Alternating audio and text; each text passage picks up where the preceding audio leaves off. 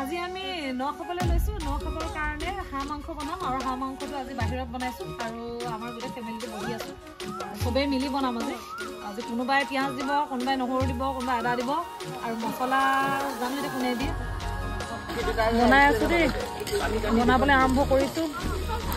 পিঁয়াজ দিলোঁ নহৰু আদাৰ পেষ্ট দিলোঁ জলকীয়া দিলোঁ এইখিনি এতিয়া ভালকৈ লৰাই দিছোঁ ৰাজহাঁহটো প্ৰায় 4 কেজিমান ওলাইছিলে এতিয়া আমি ইয়াতে 1.5 কেজিমান দিছোঁ আৰু বাকীখিনি থৈ দিছোঁ আকৌ বেলেগ দিনাখন খাব লাগিব নহয় এদিন ন খালে হ'ব জানো এইফালে মাংস হৈ গ'ল আৰু এইফালে দেই চব ৰাইজ কোনে কোনে আহে খাবলৈ আহক এইফালে আমাৰ ৰাজহাঁহ আৰু কোমোৰা আলুৰ লগত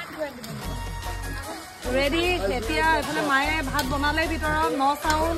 এয়া দেখিছে ৰাজহাঁহৰ মাংস আহি যাওক